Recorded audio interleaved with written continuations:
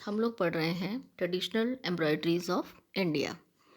इस कड़ी में आज हम पढ़ेंगे हिमाचल का चंबा रुमाल।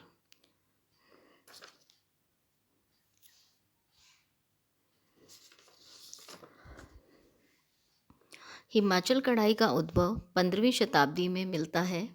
यह कढ़ाई पठानकोट, चंबा और ग्रामीण क्षेत्रों में होती थी।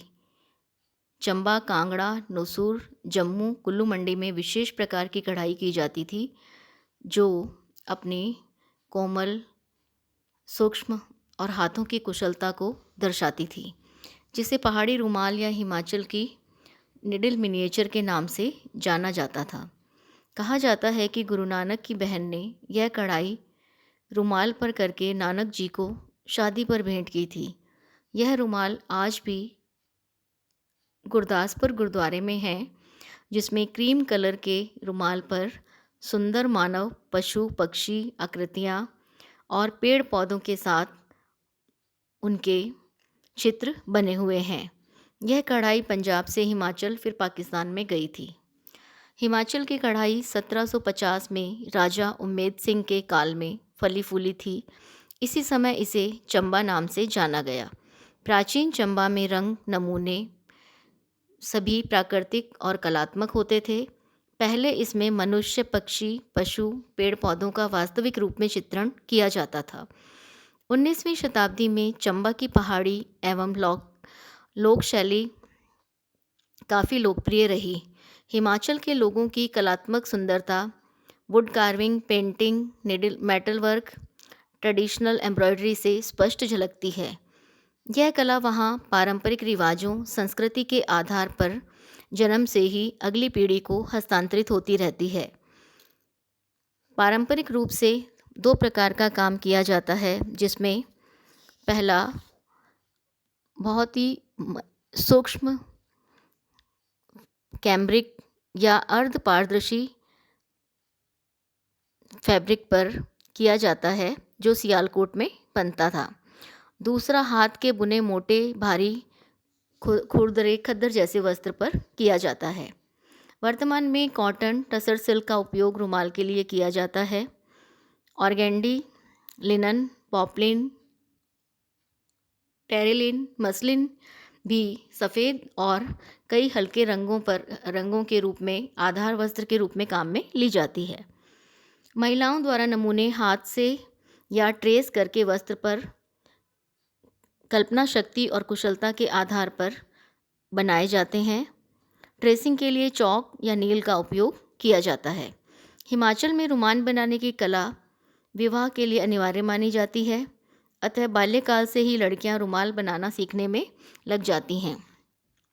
पहाड़ी कढ़ाई में पुराण, रामायण, महाभारत से कथानक ली जाती थी। डिज़ाइन जाल के रूप में फैलाकर बनाए जाते थे। कढ़ाई के धागे बिना ऐंठन वाले होते थे, जो सतह को कोमल, चिकना और उच्च स्तर का प्रभाव देते थे। समान रंग, विपरीत रंग, एक रंग के टिंट या शेड काम में लिए जाते हैं। मुख्यतः लाल, पीला, नीला, बैंगनी, क्रिम्सन रंग काम में लेते हैं। कृष्णा के लिए नीला, पैरों के लिए क्रिम्सन, ब्रह्मा के लिए लाल, नीला, विष्णु महेश के लिए सफ़ेद रंग काम में लेते हैं।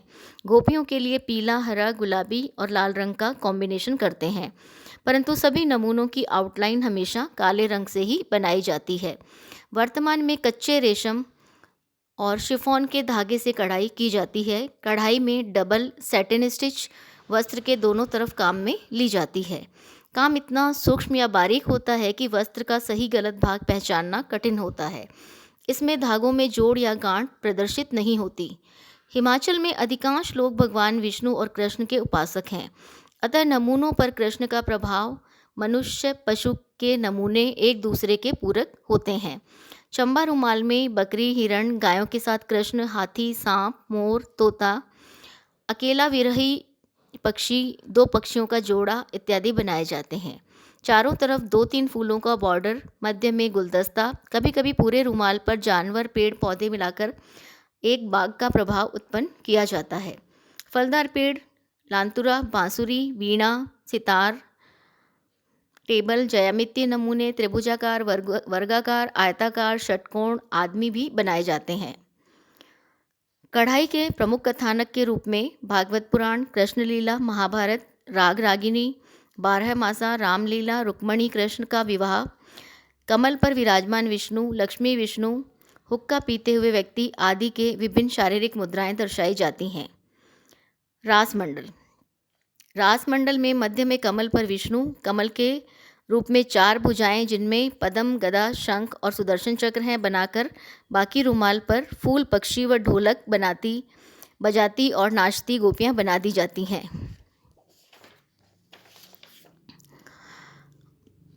एक और मोटिफ आता है कालिया दमन। कालिया दमन में यमुना नदी में कालिया सर्प के फनों पर नाचते श्री कृष्ण का दृश्य बनाया जाता है। फिर है समुद्र मंथन। समुद्र मंथन में सांप के द्वारा असुर व देवों के मध्य सागर मंथन का दृश्य, बांसुरी को रस्सी व मेरू पर्वत को चर्निंग रो बनाकर बिलोना, अमृत व विष का उत्पन्न होना आदि दृश्यों की विस्तृत व क्रमबद्ध तरीके से प्रदर्शित किया जाता है कढ़ाई के द्वारा। समुद्र मंथन के नमूने 8 फीट चौड़े और 2 फुट लंबे होते थे।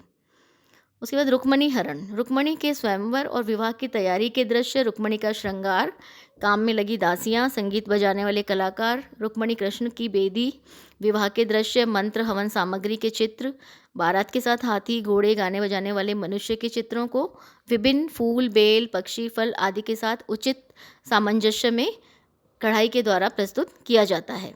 फिर है कुरुक्षेत्र का मैदान।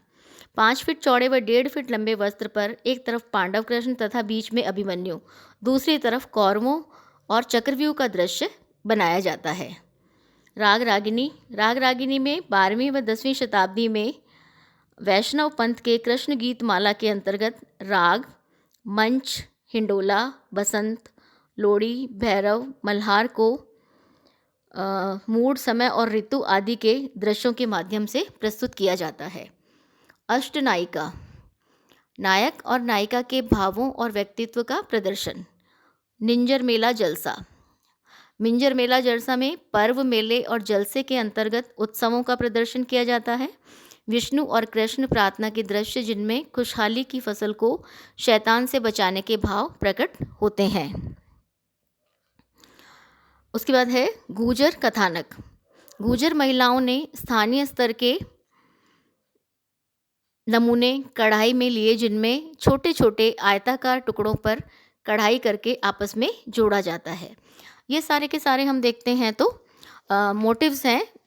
जो भी चंबा रुमाल पर कथानक बनते हैं उन कथानक में मेनली हमने देखा रासमंडल, कालिया दमन, समुद्र मंथन, रुक्मणी हरण, कुरुक्षेत्र का मैदान, राग रागिनी, अष्टनायिका, मिंजर मेला जलसा और गुजर कथानक। यानी दैनिक जीवन से संबंधित दृश्यों के साथ साथ जो हमारी पौराणिक महाभारत और कृष्ण लीला की कथाएं हैं उनका सजीव चित्रण कढ़ाई और अलग अलग रंगों के द्वारा रुमाल पर, चंबा रुमाल पर सजीव चित्रण किया जाता है जो बहुत ही आकर्षक होता है। चंबा रुमाल का आकार 26 इंच से 35 इंच तक का होता है। इसकी वॉल हैंगिंग्स और चोली भी बनाई जाती हैं। चंबा रुमाल मंदिर के चढ़ावे को ढकने, मूर्ति के पीछे लगाने, मंदिरों में टांगने के लिए बनाए जाते हैं। विवाह पर पहाड़ी क्षेत्र में उपहार को ढकने के लिए भी यह काम आते हैं। चंबा कढ़ाई पहाड़ी लोगों के लिए हाथ का काम कठिन व महंगा होने और आधुनिकीकरण सभ्यता के विकास में रुमाल की मांग, पसंद और जनता के टेस्ट के बारे में जागरूकता ना होने के कारण समाप्त प्राय होती जा रही है।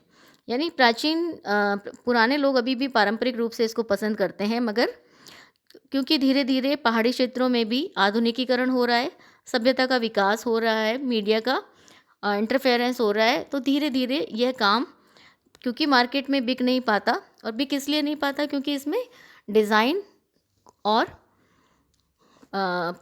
का प्रस्तुतिकरण और वस्त्र का जो रंग है वो अगर उपभोक्ता की पसंद को मैच नहीं करता तो वो आगे चल नहीं पाता। तो इस वजह से इसमें काफ़ी चेंज भी आ रहा है और एक प्रथा, चंबा रुमाल बनाने की जो कला है वो धीरे धीरे समाप्ति की ओर जा रही है। वर्तमान में भारतीय हिमाचल बोर्ड चंबा रुमाल सेंटर ने इस तरफ ध्यान दिया है। हिमाचल सरकार के द्वारा भारतीय हिमाचल बोर्ड चंबा रुमाल सेंटर बनाए गए, जिन्होंने इस कला को समय के साथ जोड़ा, कुछ डिज़ाइनों को परिवर्तित करते हुए और उसके मूल रूप को भी साथ में रखते हुए वर्तमान बाजार की मांग और आवश्यकता अनुसार कारीगरों को कपड़ा डिज़ाइन देकर चंबा रुमाल बनवाए जाते हैं और उन्हें हिमाचल हैंडलूम की जो भी शॉप्स हैं टूरिस्ट की, उन पर या प्रदर्शनियों में रखा जाता है सेल के लिए। तो वर्तमान में हम देखें जिस तरह दूसरी कलाएं एक प्रकार से अपने अस्तित्व को बचाने के लिए, पारंपरिक कलाएं इस ग्लोबल युग में या आधुनिकीकरण के दौर में अपने अस्तित्व को बचाने के लिए प्रयासरत हैं या संघर्षरत हैं, उसी तरह से चंबा रुमाल की कला भी अपने आप को बचाने के लिए प्रयासरत है। प्राचीन समय में जब इन कलाओं का उपयोग बनाना शुरू किया गया था, उस समय तक महिलाएं या लड़कियां जो होती थी वो बाहर नौकरी पे या रोज़गार पे नहीं जाती थीं और पढ़ाई का भी उस समय चलन नहीं था। मगर धीरे धीरे हम देखें तो शिक्षा के विकास के साथ साथ महिलाएं भी बाहर रोज़गार के लिए, ऑफिस जॉब के लिए जाने लगी हैं। तो उसका भी प्रभाव इस पर पड़ा है, क्योंकि जो महिलाएं हैं उनमें से अगर 50-60% भी बाहर काम करती हैं या शिक्षा के लिए बाहर जाती हैं, तो वो इस कला को आगे जीवित रखने के लिए अपना समय और अपनी प्रैक्टिस या अनुभव दे नहीं पाती हैं। तो वो भी एक बड़ा कारण होता है किसी भी कला के पिछड़ने का। मगर फिर भी हिमाचल सरकार द्वारा इस कला के संरक्षण, प्रोत्साहन और इसकी लोकप्रियता को बढ़ाने के लिए काफ़ी कदम उठाए जा रहे हैं। थैंक यू बच्चों।